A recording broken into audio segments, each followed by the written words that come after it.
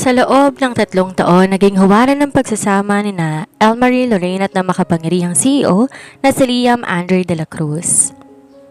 Sa gitna ng kanilang karangyaan at ng anak na si Love Timothy, tila wala nang mahihiling pa si Elmarie. Ngunit sa likod ng perpektong buhay na ito may isang lihim na pilit ibinao ni Liam na muling magbabalik upang maningil. Ang pagbabalik ni Monica Lacson, ang babaeng minsang sumira sa katahimikan ni Liam, ay magdadala ng isang pasabog na wawasak sa mundo ni Elmarie. Isang DNA test result at isang batang kamukhang-kamukha ni Liam ang magiging metsa ng pagdududa, habang pilit na ipinaglalaban ni Elmarie ang kanyang korona bilang legal na asawa. Unti-unti, mabubunyag ang mga sakripisyo at maling desisyon ni Liam para lamang protektahan ang pamilyang iniibig niya. Sa mundong puno ng ambisyon at pagtataksil, hanggang saan kayang lumaban ng isang asawa? At kapag ang nakaraan humihingi ng kabayaran, may matitira pa bang pag-ibig na sapat para sa isang bagong simula? Isang mapagpalang araw sa inyong lahat, mga ka-Ayesha TV. Ako ang inyong lingkod, Miss Sandra, at muli nating bubuksan ang pahina ng isang kwentong gigising sa inyong mga damdamin. Ang kwentong ito ay likha ng ating mahusay na story creator na si Miss Ayesha. Isang kwento ng wagas na pagmamahal, ngunit sinubukan isang madilim na katotohanan mula sa nakaraan. Gaano nga ba katatag ang isang pamilya kapag ang pundasyong kinalalagyan nito ay biglang niyanig ng isang malaking kasinungalingan? Halina't samahan ninyo ako sa paglalakbay sa mundo ni na Elmarie at Liam. Simulan na natin. Ang gabi ay balot ng karangyaan, kumukutitap ng mga mamahaling chandelier sa loob ng granding ballroom ng De La Cruz Manor. Halos lahat ng matutunog na pangalan sa mundo ng negosyo ay naroon upang ipagdiwang ang ika-5 anibersaryo ng kasal ni na Liam Andre de la Cruz at Elmarie Lorraine de la Cruz.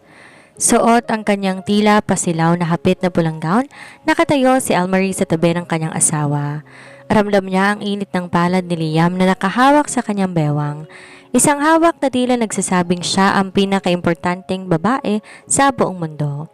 "You look breathtaking tonight, wifey," bulong ni Liam bago dampian ng halik ang kanyang noo. Ngumiti si Elmarie, isang ngiting puno ng kapanatagan. Sa loob ng 3 taon nilang pagsasama bilang pamilya kasama ng kanilang anak na si Love Timothy, naniwala siya na hanap na niya ang langit sa lupa. Si Liam ay hindi lang isang makapangyarihang CEO, siya ay isang huwarang ama at mapagmahal na asawa. "Daddy, Mommy!" Tumakbo palapit sa kanila ang munting si Love Timothy. Suot ang kanyang maliit na tuxedo. Agad tong binuhat ni Liam at pinunasan ang munting pawis sa noo. Sa sandaling yon, tila isang painting ng perpektong pamilya ang nakikita ng lahat. Ngunit sa gitna ng tawanan at tunog ng mga basong nagtitingkian, nararamdaman ni Elmarie ang pag-vibrate ng kanyang cellphone sa loob ng kanyang clutch bag. Isang unknown number. Nung una hindi niya to pinansin, ngunit nang mag-vibrate to sa 2 pagkakataon, nagpaalam muna siya kay Liam para pumunta sa garden upang sagutin ang tawag. "Hello, who's this?" Tanong ni Elmarie habang nilalanghap ang malamig na hangin sa labas. Katahimikan ang sumalubong sa kanya sa kabilang linya hanggang sa marinig niyang isang mahina at mapait na tawa. Isang boses ng babae na tila nanggaling sa hukay ng nakaraan. "Kamusta ang party, Elmarie? Masaya ba ang pagpapanggap ninyo bilang perpektong pamilya?" Naniga si Elmarie. Ang boses na yon, hindi siya maaaring magkamali. "Monica, anong kailangan mo?" "Wala naman. Gusto ko lang ipaalam na tapos na ang bakasyon mo sa buhay ni Liam. Nag-iwan ako ng regalo sa tapat ng gate ninyo. Siguraduhin mong ikaw ang unang makakakita bago ang asawa mo o bago ang media." "Toot, toot." Nabitawan ni Elmarie ang kanyang phone. Ang kaba sa kanyang dibdib ay tila isang tambol na nagbababalang bagyo. Hindi na siya nagdalawang isip. Sa kabila ng suot na high heels, mabilis siyang naglakad patungo sa main gate ng mansyon, malayo sa mga panauhin. Doon, sa ilalim ng maliwanag na buwan, nakita niyang isang brown envelope na nakapatong sa ibabaw ng mailbox. Nanginginig ang kamay, kinuha niya ito at binuksan. Lumuwa ang isang dokumento at isang litrato. Litrato na isang batang lalaki na may mga matang eksaktong kapareho ng kay Liam. At sa dokumento ang mga salitang nagpaguho sa mundo ni Elmarie. DNA paternity test result, 99.9% probability of paternity. Hindi, Hindi ito maaari, bulong ni Elmarie habang bumabagsak ang kanyang mga luha sa papel. Sa likod niya narinig niya ang mga yapak ni Liam na papalapit. Wifey, anong ginagawa mo rito sa labas? Hinahanap ka na ng mga bisita? Hindi natapos ni Liam ang sasabihin na makita ang hawak ni Elmarie. Ang kislap ng saya sa mata ng CEO biglang napalitan ng isang takot na pilit nitong tinatago sa loob ng mahabang panahon. Ang perpektong gabi naging metsa ng isang malaking pagsabog. Ang nakaraan ay hindi lang basta bumalik, ito ay naniningil na. Nanatiling nakapako si Liam sa kanyang kinatatayuan habang unti-unting naglalakad papalapit si Elmarie. Ang hangin kanina'y presko tila naging sigaw ng apoy na nagpapatuyo sa lalamunan ng CEO. Sa pagitan nila ang brown envelope, tila isang bombang sumabog na at ang mga piraso nito'y nagkalat sa paanan ni Elmarie. Liam? Nangangatog ang boses ni Elmarie habang itinataas ang dokumento. Ano to? Sabihin mo sa akin, biro lang to. Sabihin mo sa akin, gawa-gawa lang to ni Monica? Hindi agad nakapagsalita si Liam. Ang kanyang mga panga nagngangalit at ang kanyang mga kamao ay nakakuyom sa gilid ng kanyang mamahaling tuksido. Ang katahimikang yon ang lalong pumatay sa pag-asa ni Elmarie. Bakit di ka makatingin sa akin ng diretsyo? Tanong ni Elmarie. Ang mga luha ay tuluyan ng pumatak sa kanyang pisngi. Sinisira ang kanyang perpektong make-up. Liam, 3 taon tayong masaya. Isang pamilya tayo. Sinong batang to? Elmarie, let's go inside first. Maraming tao. Baka may makakita sa atin? Mahinang sagot ni Liam. Susubukan sana nitong hawakan ang braso ng asawa pero mabilis na umiwas si Elmarie. Ayoko. Sasagutin mo ko rito ngayon din. Bulyaw ni Elmarie. Hindi na alintana kung may makakarinig na katulong o security guard. Totoo ba ang resultang to? May anak ka ba sa ibang babae habang asawa kita? Huminga na malalim si Liam, ang kanyang mga mata puno ng pait. Hindi, habang asawa kita, Elmarie. Nangyari to nung panahong naghiwalay tayo bago tayo ikasal. Nung akala ko wala na tayong pag-asa. Parang gumuho ang langit sa narinig ni Elmarie. Ang maikling panahon ng kanilang paghihiwalay 3 taon nang nakakaraan, ang panahong akala niya'y pareho silang nagduluksa, ay panahon pala na may ibang kinakarantari si Liam. At hindi lang basta babae, kundi si Monica Lacson. 3 taon, Liam. 3 taon mo itong tinago sa akin, hagulhol ni Elmarie. Paano nagawa mong hura sa akin at kay Love Timothy araw-araw nang may ganitong lihim? Hindi ko alam na may bata, Elmarie. Maniwala ka. Lumapit si Liam at sa pagkakataong ito, sapilitan niyang hinawakan ng mga balikat ng asawa. Ngayon ko lang din nakitang resultang yan. Hindi ko alam na nabuntis siya. Bago pa makasagot si Elmarie, narinig nilang bosina na isang sasakyan sa labas ng gate. Isang itim na SUV ang huminto at dahan-dahan bumaba ang bintana nito. Mula sa loob sumungaw ang mukha ni Monica. May suot tong madilim na salamin at sa tabi nito, isang batang lalaki na may suot na cap, si Nathan. Ang batay tumingin sa direksyon ni Liam at Elmarie. Ang bawat anggulo ng mukha ng bata ay tila replika ng mukha ni Liam noong bata pa ito. Hi Liam. Hi Elmarie. Nakangising bati ni Monica. I hope you liked my gift. Huwag kayong mag-alala. Hindi ko muna ipapakita sa mga bisita ninyo ang panganay ni Liam sa ngayon. Monica, umalis ka na. Sigaw ni Liam. Ang boses ay puno ng puot. Aalis ako, pero babalik din bukas. Maganda kayo dalang anak ko, hindi habang buhay na magtatago sa dilim. Matapos iyon, mabilis sumarurot ang sasakyan ni Monica. Iniwan ang mag-asawa sa gitna ng usok at sakit. Naiwan si Elmarie na nakatingin sa kawalan. Ang hawak niyang papel ay nalukot na sa kanyang kamay. Ang gabi ng anibersaryo na dapat ay simbolo ng kanilang walang hanggang pag-ibig ay naging simula ng kanilang pinakamalaking bangungot. Tumingin si Elmarie kay Liam. Hindi na pagmamahal ang nakikita sa kanyang mga mata, kundi isang malalim na sugat. Magsisimula ng gulo, Liam. At hindi ko alam kung may matitira pa sa atin pagkatapos nito. Maaga pa lamang tila may namumuong bagyo sa loob ng De La Cruz Manor. Hindi nakatulog si Elmarie. Magdamag siyang nakatitig sa kisame habang si Liam nanatili sa kanyang study room. Pilit iniaayos ang gulo na alam niyang hindi na kayang ayusin pa ng pera o kapangyarihan. Kinabukasan, hindi na nagulat si Elmarie na makitang may isang pamilyar na sasakyan ang pumasok sa kanilang driveway. Kasama niya si Love Timothy na kumakain ng almusal nang pumasok si Monica sa dining room dire-diretso. Tila ba siya ang may-ari ng bahay? Bitbit ni Monica ang batang si Nathan. Sa personal, mas lalo nakakapangilabot ang pagkakahawig nito kay Liam. Maging ang paraan ng pagtayo ng bata at ang hugis ng mga labi nito ay tila kopya ng asawa ni Elmarie. Sino sila, Mommy? Inosenteng tanong ni Love Timothy habang nakatingin sa bata. Hindi nakasagot si Elmarie, parang may nakabara sa kanyang lalamunan. Agad niyang tinawag ang yaya ni Love. Yaya, dalhin mo muna si Love sa playroom. Huwag na silang ilalabas hanggat hindi ko sinasabi. Nang makaalis sa mga bata, tumayo si Elmarie at hinarap si Monica. Wala kang modo. Sino nagbigay sa'yo ng karapatang pumasok dito? Ang ama ng anak ko. Simpleng sagot ni Monica sabay upo sa isa sa mga silya. Liam called me. He wants to talk. Sakto naman bumaba si Liam mula sa hagdan. Mugto ang mga mata nito at halatang hindi rin nakatulog. Nang makita niya si Monica at ang bata, huminto siya at isang mabigat na buntong hininga ang kumawala sa kanyang dibdib. Liam, tawag ni Monica sa malambing na boses na lalong nagpaapoy sa galit ni Elmarie. Nathan, say hi to your daddy. Ang batang si Nathan tumingin kay Liam na may halong takot at kuryosidad. Daddy? Mahinang tawag nito. Parang sinaksak ang puso ni Elmarie. Ang salitang daddy na para lang dapat kay Love Timothy, binigkas na ibang bata para sa kanyang asawa. Monica, let's talk in the office. Mag-usap tayo ng matino. Malamig na sabi ni Liam, pero bago pa sila makahakbang ay hinarangan sila ni Elmarie. Dito tayo mag-uusap, Liam, sa harap ko. Matigas na sabi ni Elmarie. Asawa mo ko. Ano mang pag-uusapan ninyo tungkol sa batang yan, may karapatan akong makinig? Napilitan si Liam na tumango. Naupo silang tatlo sa sala.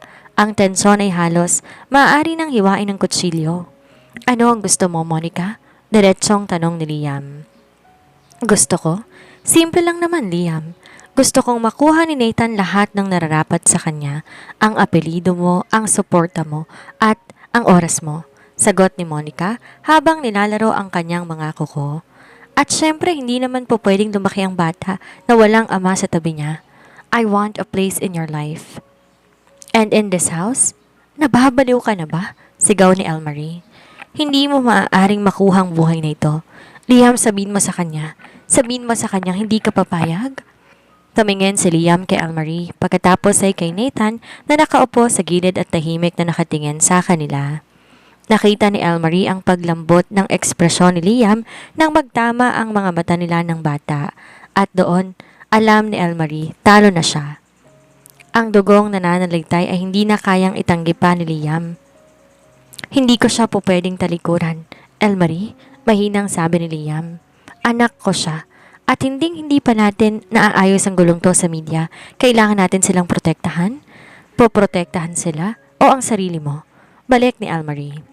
Tumayo si Monica, lumapit kay Elmarie. Isang mapanuyang ngiti ang nakapaskil sa labi nito. Tanggapin mo na, Elmarie, ang perpektong pamilya mo. Isang malaking kasinungalingan na lamang ngayon dahil simula sa araw na to hindi na kayo tatlo, 5 na tayo.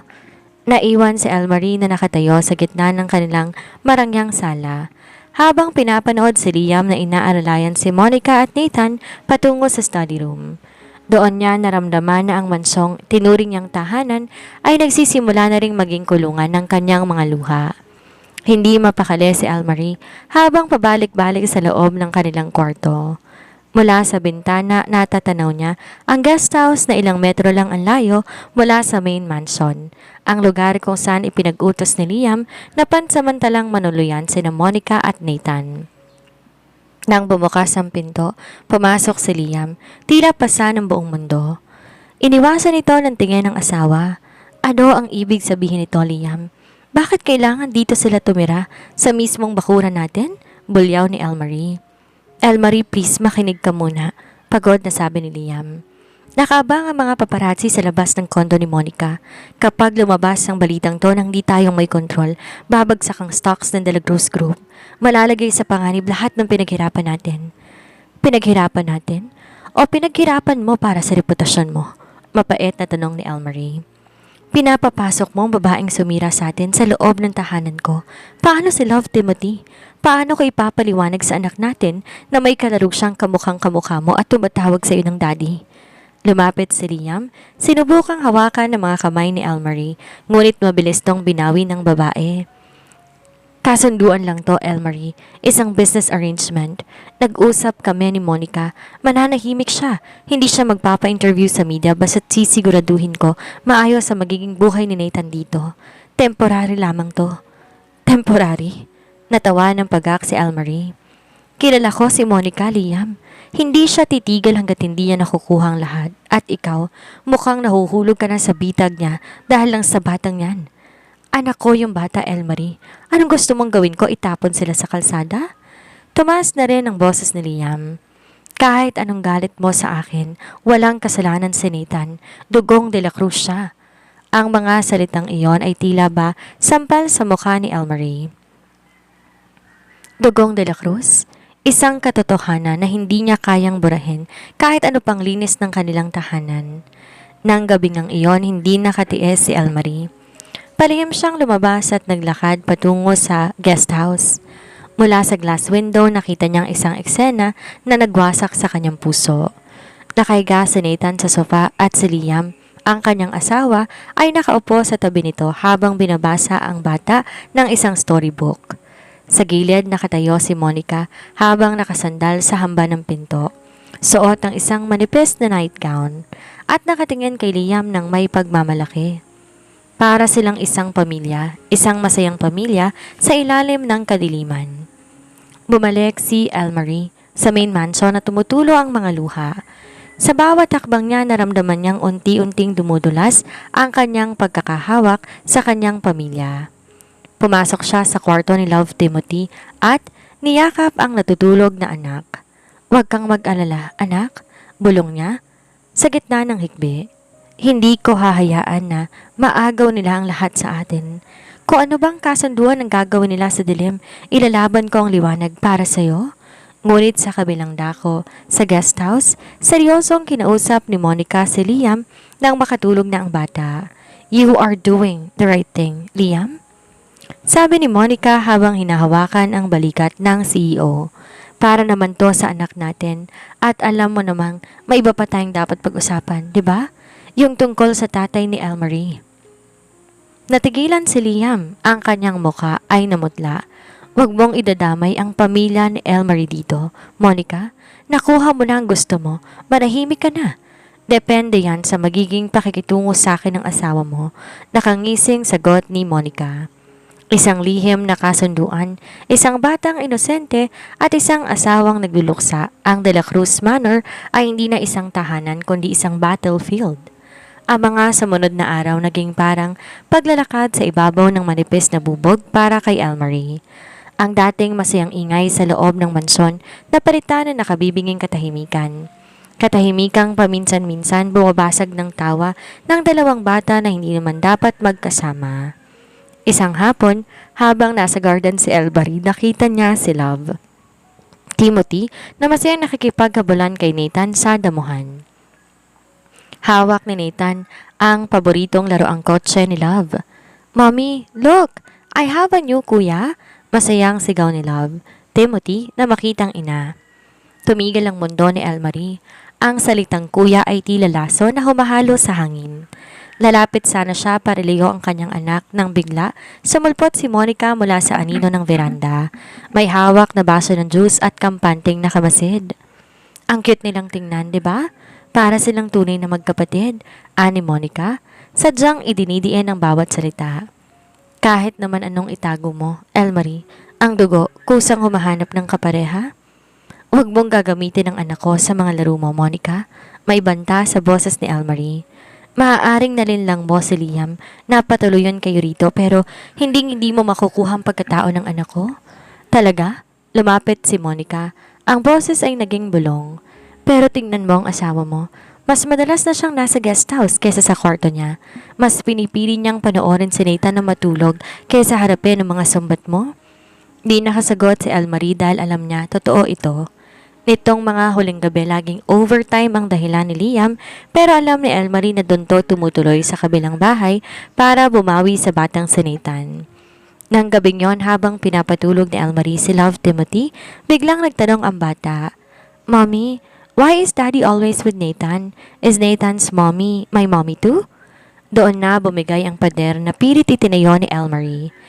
Niyakap niya na mahigpit ang kanyang anak, pilit na tinatago ang kanyang mga hikbi. "No, baby. Mommy is your only mommy. Daddy is just busy helping them." Paglabas ni Elmarie sa kwarto ni Love, saktong nakasalubong niya si Liam na kapapasok lamang ng bahay. Amoy alak to at mukhang hapo. "Hanggang kailan mo balak panindigan ang setup na to, Liam?" Tanong ni Elmarie. Ang boses ay gabi ng pagod. "Ang anak natin naguguluhan na. Ako nadudurog na habang ikaw tila nag-e-enjoy sa bago mong pamilya sa kabila." "Hindi ako nag-e-enjoy, Elmarie. Ginagawa ko lang ang tama para sa bata," asik ni Liam. "Ang tama o ang madali?" Lumapit si Elmarie, tinitigan ng asawa. Nasaan ang Liam na nangakong poprotektahan ako? Nasaan ang asawang handang itayang lahat para sa amin ni Love? Kasi ang nakikita ko ngayon, isang lalaking duwag na nagtatago sa likod ng obligasyon habang pinapanood na mamatay ang sarili niyang asawa sa selos at sakit. Hindi mo naiintindihan, Elmarie. May mga bagay na hindi mo po pwedeng malaman, mahinang sabi ni Liam bago siya tinalikuran at pumasok sa kanyang study room. Naiwan si Elmarie sa madilim na hallway.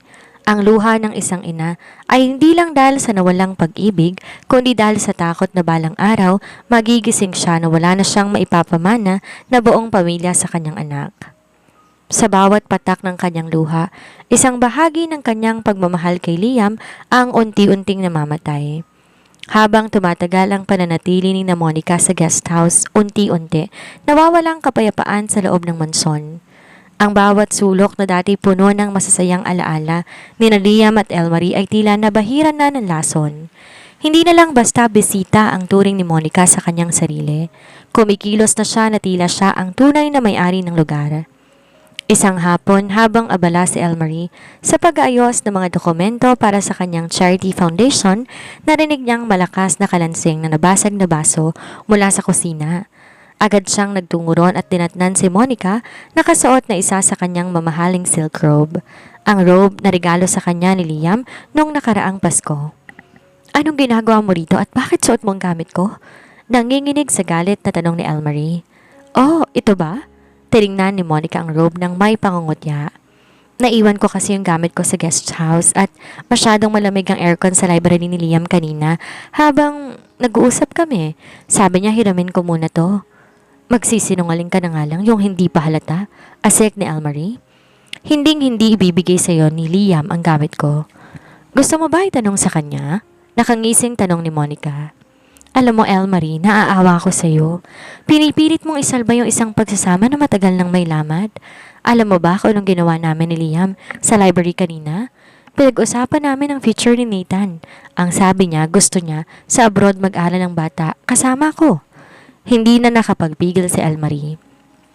Isang mabilis at malakas na sambal ang dumapo sa pisngi ni Monica. Nag-echo ang turod ng palad sa buong kusina. "Lumabas ka sa pamamahay ko bago kita kalad ka rin," sigaw ni Elmarie. Ngunit sa halip na umiyak o lumaban, hinawakan lang ni Monica ang kanyang namumulang pisngi at dahan-dahan ngumiti. Isang ngising nakapanghihilakbot. "Sige, saktan mo pa ako. Gusto kong makita ni Liam ang bakas ng kamay mo sa mukha ko kapag dumating siya." Eksaktong bumukas ang pinto at pumasok si Liam. Nakita niya ang galit na mukha ni Elmarie at ang nagkakawang gawa na itsura ni Monica na tila ba biktima. "What is happening here?" tanong ni Liam. Agad na lumapit kay Monica. "Liam, pinalayas niya kami ni Nathan. Sinaktan niya ako," sumbong ni Monica sa paos na boses. Tumingin si Liam kay Elmarie nang may halong pagkadismaya. "Elmarie, we talked about this. Konting pasensya naman." "Pasensya?" "Liam, suot niya ang robe ko. Pinasok niya ang personal na espasyo natin at ikaw, mas pinaniniwalaan mo pa ang babaeng to kaysa sa asawa mo?" Sumabog na ang dibdib ni Elmarie. "Masyado ka nang nagiging emosyonal, Elmarie. Monica, bumalik ka na muna sa guest house. I will handle this." Malamig na utos ni Liam. Na makaalis si Monica, hinarap ni Liam ang asawa. Hindi mo kailangan manakit, Elmarie. Nagbumukha kang desperada. Desperada? Bulong ni Elmarie, ang mga luhay muling pumatak. Desperada lang ako dahil ang asawa ko. Hinahayaan ang ibang babaeng tapakan ng pagkatao ko sa loob ng sarili nating bahay, Liam. Unti-unti nang nawawasak ang pamilyang to at ikaw ang humahawak ng maso. Tinalikuran ni Elmarie si Liam at nagkulong sa kwarto. Doon, sa gitna ng dilim, naramdaman niya ang isang matinding lamat sa kanyang puso. Ang tiwalang dati buo ay tila mga bubog na ngayon na mahirap ng pagdikitin. Sa kabilang banda, alam ni Monica na isang hakbang na lamang at tuluyan na niyang mapapalaya si Elmarie sa trono nito. Pagkatapos ng nangyari sa kusina, hindi na umasa si Elmarie na papanigan siya ni Liam. Sa halip na magmukmok, isang matinding determinasyon ang sumibol sa kanyang dibdib.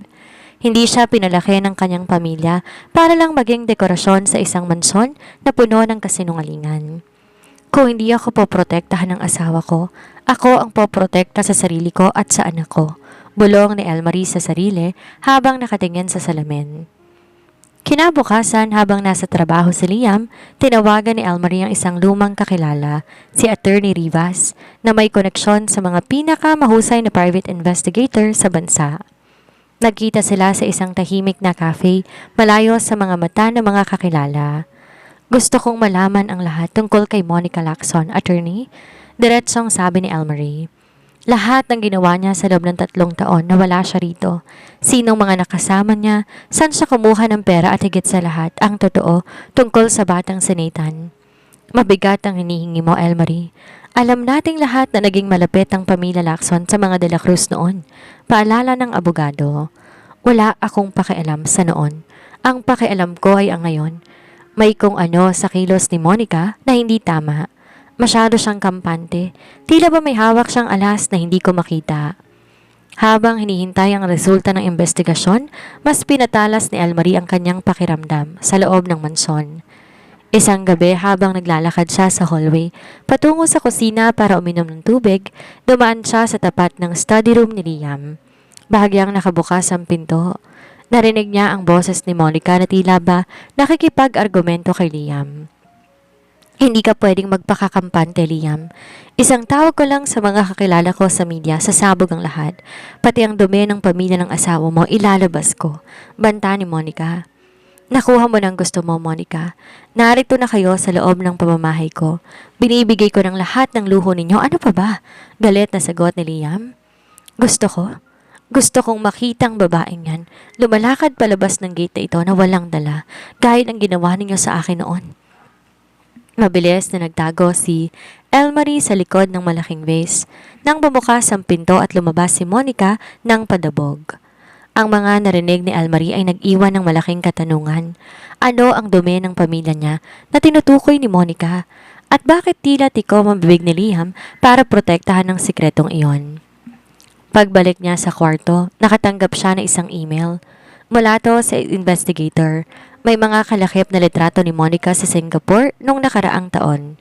Sa mga litrato, hindi si Liam ang kasama niya, kundi isang banyagang lalaki, at sa isang report nakasaad na si Monica ay na-ospital dahil sa isang matinding gulo sa isang kasino. May tinatago ka, Monica, sabi ni Elmarie habang tinititigan ang litrato ni Nathan sa screen. At hahanapin ko ang butas ng kwento mo kahit gaano pa kalalim ang ibinaon ninyo ni Liam. Ang duda ni Elmarie ay hindi na lang basta selos. Ito ay naging isang misyon. Ang hubaran ng maskarang babaeng pilit sumisira sa kanyang tahanan at alamin kung bakit ang asawa niyang si Liam ay tila naging kakampi na rin ng kanyang kaaway. Ang katahimikang pilit pinapanatili ni Liam ay tuluyan ng nabasag ng sumunod na umaga. Pagising ni Elmarie, bumungad sa kanya ang sandamakmak na notification sa kanyang cellphone. Ang balitang pilit nilang itinatago ay nasa headline na ng lahat ng sikat na entertainment, blogs at tabloids. CEO Liam De La Cruz, may secret son sa isang model? Ang legal na asawa, tikom ang bibig. Ang mga litrato ni Liam, Monica at Nathan habang naglalakad sa garden nakuha mula sa labas ng bakod ay kumalat na parang apoy.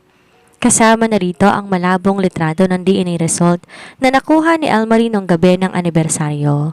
Liam, Pasigaw na tawag ni Elmarie habang pababa ng hagdan.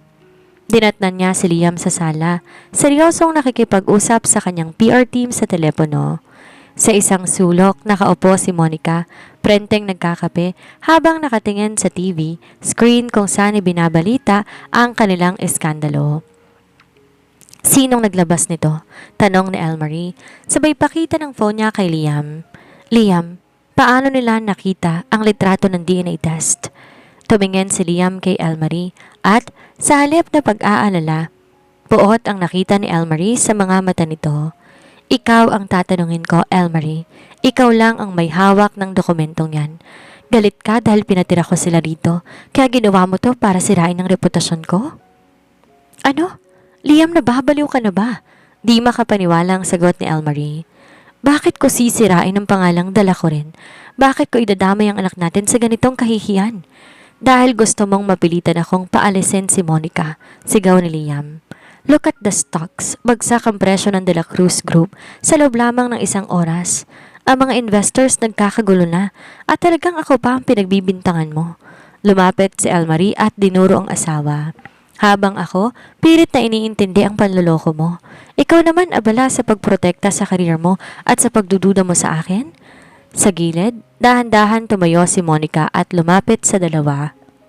Huwag na kayong mag-away. Siguro naman, ngayong alam na ng buong mundo, wala nang dahilan pa para itago pa si Nathan. Liam, kailangan mo nang magpa-press conference at aminin ng totoo. Pakita mo sa kanila na hindi mo tinatalikuran ang responsibilidad mo. Manahimik ka, Monica, bulyaw ni Elmarie. No, Elmarie, maybe she's right. Malamig na sabi ni Liam na tila isang kutsilong sumaksak sa puso ni Elmarie. Kailangan humupa ang ingay at ang tanging paraan aminin na anak ko si Nathan. Maganda ka, Monica. Sasama kayo sa akin sa press conference bukas. Liam, huwag mong gawin to. Pakiusap ni Elmarie.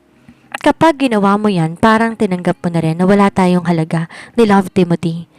Ginagawa ko to para sa kumpanya, Elmarie. Para sa lahat, sabi ni Liam bago siya tinalikuran. Naiwan si Elmarie na nakatayo sa gitna ng gulo.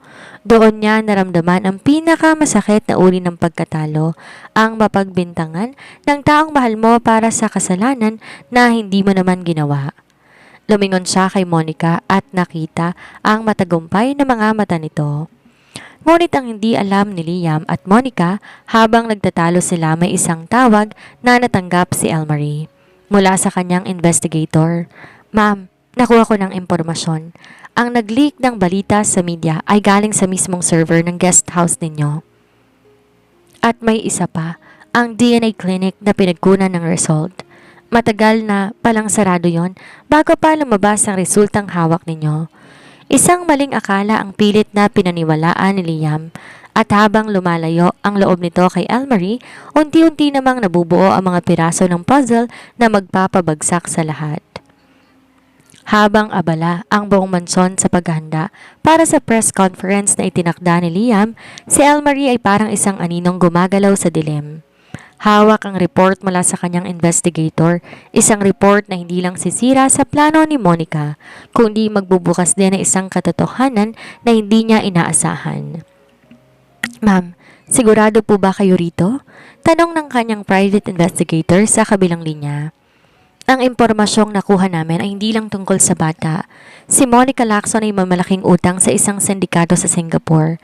Ginamit niya ang pekeng DNA test result para makakuha ng pera kay Sir Liam. Ituloy mo lang ang pagbabantay. Matigas na sagot ni Elmarie. Huwag mong hahayaan na makawala ang doktor na pumeke ng dokumento. Pagbaba ng telepono, agad na hinarap ni Elmarie si Liam sa kanyang study room. Dinatnan niya tong nakahawak sa kanyang sentido, halatang hirap sa sitwasyon. Liam, kailangan natin mag-usap. Huwag mong ituloy ang press conference bukas. Pakiusap ni Elmarie. Elmarie, pakiusap, huwag ngayon. Pagod na ako sa pakikipag-away sa'yo. Sagot ni Liam nang hindi tumitingin.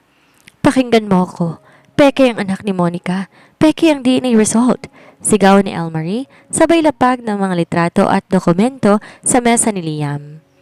Tumingin si Liam sa mga papel, ngunit sa halip na magulat na natili siyang tahimik. Isang katahimikang mas nakakatakot kaysa sa kahit anong sigaw. Alam ko, Mahinang sabi ni Liam. Natigilan si Elmarie, parang tumigil ang pagtibok ng kanyang puso. Anong sabi mo? Alam mong hindi mo anak si Nathan, pero hinayaan mo silang manatili dito? Bakit, Liam? Bakit mo hinahayaan na mawasak ang pamilya natin para sa isang kasinungalingan? Tumayo si Liam at tinarap ang asawa. Ang kanyang mga mata puno ng pait at desperasyon. Dahil hawak ni Monica ang kaligtasan ng pamilya mo, Elmarie. Alam niya ang tungkol sa ginagawa ng tatay mo sa proyekto sa Subic 10 taon nang nakakaraan. Ang aksidenteng kumitil ng buhay ng 5 manggagawa na itinago ng pamilya ninyo. Napahawak si Elmarie sa gilid ng mesa. Ang lihim ng kanyang ama, ang pagkakamaling akala niya ay matagal nang nabaon ay ang siyang ginagamit ng panakot ni Monica. Kaya mo ba sila pinatira dito? Kaya mo ba ako pinagbibintangan sa Media League para ilayo ang atensyon ni Monica sa pamilya ko? Tanong ni Elmarie. Ang boses ay halos pabulong na lamang. Gagawin ko ang lahat para protektahan ka, Elmarie. Kahit ang ibig sabihin nun magmukha akong masama sa paningin mo. Kahit kailanganin kong aminin ang batang hindi ko naman anak sa harap ng buong mundo. Mangiyak-ngiyak na sabi ni Liam. Sa labas ng pinto nakatayo si Monica habang nakikinig. Isang mapait na ngiti ang sumilay sa kanyang mga labi. Akala niya panalo na siya dahil hawak niya ng leeg ni Liam, ngunit ang hindi niya alam, si Elmarie ay hindi nang mahinang asawa na basta na lamang iiyak sa isang sulok. Hindi, Liam, sabi ni Elmarie habang pinapahid ang kanyang mga luha. Hindi tayo susuko sa blackmail na ito. Kung kailangan harapin ng tatay kong batas, haharapin niya. Pero hindi ko hahayaan ang kasinungalingan ni Monica na maging katotohanan ng ating pamilya. Doon nabuo ang isang plano sa isip ni Elmarie. Isang plano na magaganap sa mismong harap ng mga kamera bukas. Ang revelasyon ng katotohanan hindi manggagaling kay Liam kundi sa isang asawang handang itaya ang lahat para sa hustisya at pag-ibig. Ang gabi bago ang nakatakdang press conference ay naging pinakamahabang gabi sa buhay ni Liam at Elmarie. Sa loob ng kanilang silid, sa gitna ng binalot na katahimikan, unti-unting inilatag ni Liam ang lahat ng barahang pilit niyang tinago. Elmarie, nang lumabas ang balita tungkol sa aksidente sa Subic, 10 taon nang nakakaraan, ang tatay mong project head, panimula ni Liam, ang boses niya ay basag. Nagkaroon ng kapabayaan sa materyales, 5 pamilyang nawalan ng haligi. Binayaran ni Monica ang ilang saksi para manahimik, hindi para tulungan ng tatay mo, kundi para magkaroon siya ng alas laban sa pamilya de la Cruz at Lorraine balang araw. Bakit hindi mo sinabi sa akin agad? Hikbi ni Elmarie. Sana nagtulungan tayo. Dahil alam kong hindi mo kakayanin na makita ang tatay mo sa likod ng rehas. Lumapit si Liam at sa pagkakataong to, hindi na umiwas si Elmarie. Niyakap siya ni Liam ng mahigpit. Yon ang sakripisyong kailangan kong gawin. Ang magmukhang taksil sa harap mo, ang tanggapin ng anak ng iba para lang wag gumuho ang mundo mo. Naiintindihan na ni Elmarie ang lahat, ang bawat malamig na pakikitungo ni Liam. Ang bawat gabing nanatili dito sa guest house ay hindi dahil sa pag-ibig kay Monica, kundi dahil sa takot na baka biglang magsalita ang babae at sirain ang kanyang ama. Pero Liam, hanggang kailan? Tanong ni Elmarie. Kapag inamin mong bata bukas, habang buhay na tayo magiging bilanggo ni Monica, ang ating anak, si Love Timothy ay lalaking may kasinungalingan sa kanyang pagkatao. Wala na ako ibang paraan, wifey. Bulong ni Liam. Meron. Matigas na sabi ni Elmarie habang humihiwalay sa yakap. Liam, nakausap ko si Papa kanina sa telepono. Inamin niya sa akin ang lahat at alam mo ba ang sabi niya? Ang sabi niya pagod na siyang magtago. Handa siyang harapin ang kaso at ibigay ang katarungan sa mga pamilya ng biktima.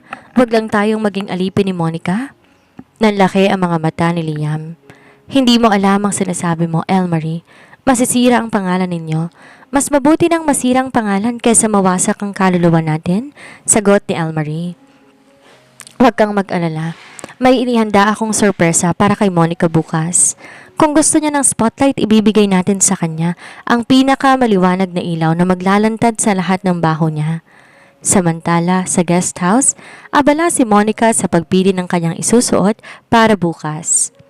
Panay ang ngiti niya sa harap ng salamin habang tinititigan ang kanyang sarili.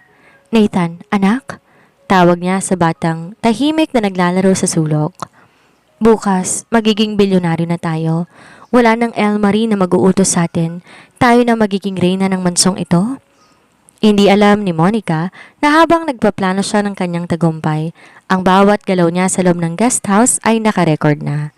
Ang mga ebidensyang nakuha ni Elmarie mula sa peking doktor hanggang sa mga banta ni Monica ay handa na para sa huling pagtutuos. Ang sakripisyo ni Liam ay naging mitsa upang magising ang natutulog na lakas ni Elmarie. Hindi na lang siya ang asawang nagdurusa, siya na ang magiging katarungan para sa kanyang pamilya. Dumating ang araw ng press conference. Ang main hall ng De La Cruz Group ay punong-puno ng mga mamamahayag. Nagkikislapan ang mga kamera. Ang main hall ng De La Cruz Group ay punong-puno ng mga mamamahayag. Nagkikislapan ng mga kamera at bawat mata nakatuon sa podium. Sa backstage, tila ba naglalaban ang lamig at init sa pakiramdam ni Liam habang inaayos ang kanyang kurbata. Pumasok si Monica, suot ng isang eleganteng puting dress.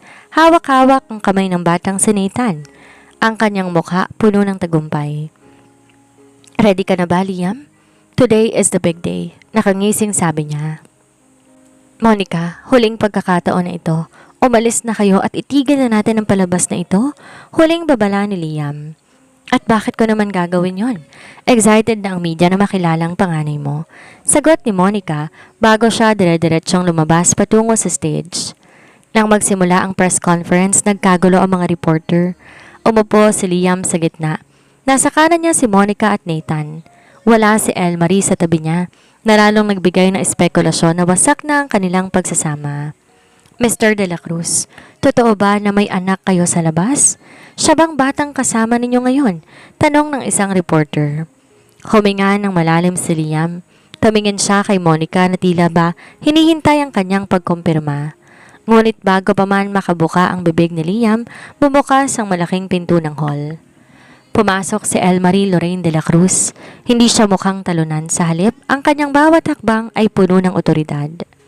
Sa likod niya ay dalawang lalaki na hindi pamilyar sa media, ang investigator at isang lalaking nakaposas. "Sandali lang," malakas na sabi ni Elmarie na nakakuha ng lahat ng atensyon. "Bago aminin ng asawa kong isang bagay na hindi naman totoo, hayaan niyo muna kaming magpakita ng isang mahalagang impormasyon." Nagkaroon ng bulong-bulungan.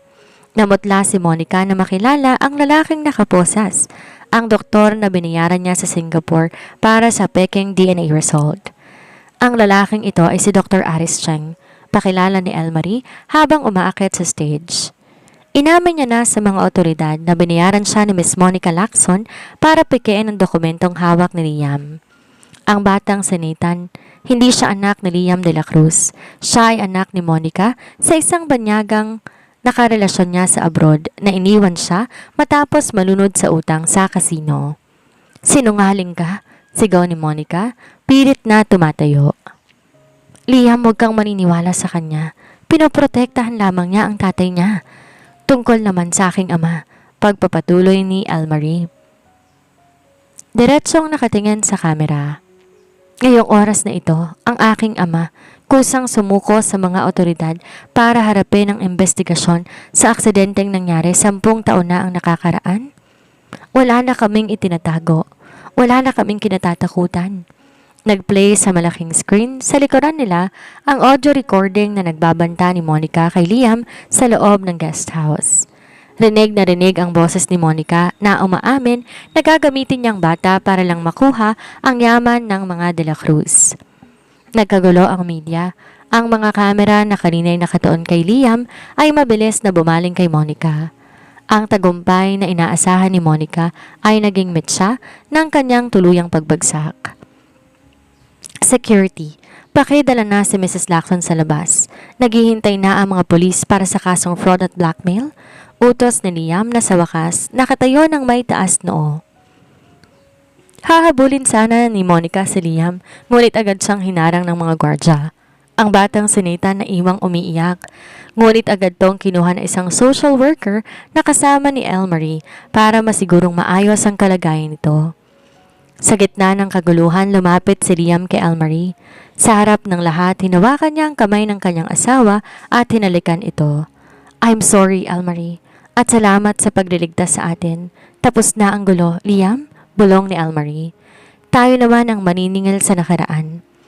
Lumipas ang ilang buwan matapos ang malaking eskandalong niyanig ang pamilya de la Cruz. Ang marangyang mansyon na dati balot ng tensyon at mga lihim muling binalot ng katahimikan. Ngunit sa pagkakataong to, ito ay katahimikang may kasamang kapayapaan. Nakanda ng lahat para sa pag-alis ni Elmarie at Liam. Pinili nilang lumayo muna sa ingay ng lungsod at sa mapanuring mata ng publiko. Habang hinihintay ang asawa sa veranda, pinagmamasdan ni Elmarie si Love Timothy na masayang naglalaro sa hardin sa tabi ng kanyang anak ay wala ng anino ng nakaraan. Ready na bang lahat? Tanong ni Liam habang lumalapit sa asawa. Wala nang bigat sa kanyang mga mata at ang mga panga niyang laging nakangalit ay napalitan isang matapat ng ngiti. Handa na, sagot ni Elmarie. Kamusta ang balita kay Papa? Maayos ang lagay niya sa loob, Elmarie. Sabi niya ngayon lang daw siya nakakatulog ng mahimbing dahil wala na siyang itinatago. Sa tulong ng ating mga abogado, mapapababa natin ang sentensya dahil sa kanyang kusang pagsuko at pagbabayad pinsala sa mga pamilya. Paliwanag ni Liam. Tumingin si Elmarie sa malayo. Ang pamilya Lacson tuluyan ng nabura sa kanilang buhay. Si Monica nahaharap sa patong-patong na kasong fraud at blackmail. Ang batang si Nathan naman ay dinala na sa kanyang mga kamag-anak sa probinsya kung saan siniguro ni Liam at Elmarie na magkakaroon to ng maayos na edukasyon at malayo sa laso na itinanim ng kanyang ina. Liam, tawag ni Elmarie sa kanyang asawa. Noong gabing bumalik si Monica, akala ko talaga katapusan na natin. Akala ko ang pag-ibig na binuo natin sa loob ng 3 taon, guguho lang dahil sa isang tawag. Inawakan ni Liam ang magkabilang kamay ni Elmarie at tinitigan to ng may pagsisisi at pagmamahal. Patawarin mo ko kung naging duwag ako, Elmarie. Akala ko ang protektahan ka sa pamamagitan ng pagsisinungaling ang tamang paraan, pero tinuruan mo ko na ang tunay na lakas wala sa pagtatago ng dumi, kundi sa pagharap sa katotohanan ng magkasama. Natutunan ko rin na ang pamilya, hindi lang base sa kung anong nakikita ng ibang tao sa labas, sabi ni Elmarie. Ang pamilya ay ang mga taong handang manatili sa tabi mo kapag ang lahat ay tumalikod na. Isang mainit na yakap ang pinagsaluhan ng mag-asawa sa ilalim ng papalubog na araw. Ang nakaraan ay naningil, oo, at takuan nitong dapat itong makuha ang mga lihim, ang mga maling akala at ang huwad na reputasyon. Ngunit sa huli ang tanging natira ay ang dalisay ng pag-ibig na sinubok ng apoy. Daddy, Mommy, tara na po! Sigaw ni Love Timothy habang kumakaway sa kanila. Naglakad ang pamilya de la Cruz patungo sa kanilang sasakyan. Iniwan nila ang mansong naging sakses sa kanilang pighati, bitbit ang aral ng nakaraan at ang pag-asa para sa hinaharap. Sa mundong puno ng kapangyarihan at ambisyon na patunayan nila na ang katotohanan, gaano man to kasakit, ang siyang tanging magpapalaya sa pusong nagmamahal. Dito nagtatapos ang kwento ni Elmarie at Liam. Isang paalala na sa bawat pagsubok na dumarating, ang pamilyang matatag laging makakahanap ng daan pabalik sa isa't isa. Isang taon nang nakalipas mula ng yanigin na iskandalo ang De La Cruz Manor. Ngayon, ang mansyon ay hindi na amoy pait at lihim, kundi amoy ng mga sariwang bulaklak at bagong lutong kakanin. Isang espesyal na okasyon na nagaganap, ang ika-4 na kaarawan ni Love Timothy. Sa malawak na garden kung saan dati naganap ang tensyon sa pagitan ni Elmarie at Monica, ngayon puno ng mga bata, makukulay na lobo at tawanan. Mommy, look! I got a big robot from Lolo! Masayang sigaw ni Love Timothy habang tinuturo ang kanyang regalo. Ngumiti si Elmarie at nilapitan ng anak. Sa tabi nito ay ang kanyang ama, ang kanyang papa, na nakalaya na matapos magsilbi ng kanyang sentensya at makipagsettle sa mga pamilya ng biktima. Bagamat may edad na, makikita sa mukha nito ang kapayapaang matagal nang nawala sa kanya. Salamat Papa sa pagpunta, ani Elmarie habang humahalik sa pisngi ng ama. Ako dapat ang magpasalamat, anak, dahil sa katapangan mo, nabigyan mo ng pagkakataong itamang lahat bago pa mahuli ang lahat, sagot ng matanda. Habang abala ang lahat, naramdaman ni Elmarie ang isang pamilyar na bisig na yumakap sa kanyang bewang mula sa likod, si Liam. Everything is perfect, isn't it? Bulong ni Liam sa kanyang tenga. Higit pa sa perfect, Liam. Ito ang buhay na pinangarap ko. Walang itinatago, walang kinatatakutan, sagot ni Elmarie habang sumasandal sa dibdib ng asawa. Ngunit may isang bagay na kanina pa napapansin ni Liam sa kanyang asawa. Nitong mga nakaraang linggo, tila mas masaya ito at may ibang kislap sa mga mata. Wifey, may balita ka na ba mula sa doktor? Tanong ni Liam. Ang boses ay puno ng pag-asa. Dahan-dahan na humarap si Elmarie sa kanya. Kinuha niya ang kamay ni Liam at inilagay ito sa kanyang tiyan. Happy birthday, Daddy. Love, Timothy is going to be a kuya na. So, totoong kapatid na. Nalaki ang mga mata ni Liam. Sa gitna na maraming tao, hindi niya na napigilan pa ang emosyon. Binuhat niya si Elmarie, inikot-ikot na may kasamang tawa ng galak. Ang mga bisita ay nagpalakpakan ng mapagtanto ang magandang balita. Thank you, Elmarie. Thank you for not giving up on us, sambit ni Liam matapos niyang ibaba. Sa kabilang dako ng mundo na balitaan nila na si Monica ay nananatili pa rin sa loob ng pasilidad para sa kanyang rehabilitasyon at pagbabayad sa batas. Ang anino nito ay tuluyan ng napawi ng liwanag dala ng bagong anghel sa sinapupunan ni Elmarie. Habang lumulubog ang araw, nagtipon ang pamilya para sa pag-ihip ng kandila ni Love Timothy. Isang simpleng eksena ngunit para kina Liam at Elmarie, ito ang pinakamahalagang tagumpay. Ang nakaraan ay naningil, ngunit ang hinaharap ay nagbigay ng bago at mas matibay na pundasyon. Ang pamilya de la Cruz ay hindi na lang basta pangalan sa isang kumpanya. Sila ay isang simbolo ng pag-asa, katarungan at wagas na pag-ibig. At dito na po nagtatapos ang madamdaming kwento ni na Elmarie at Liam.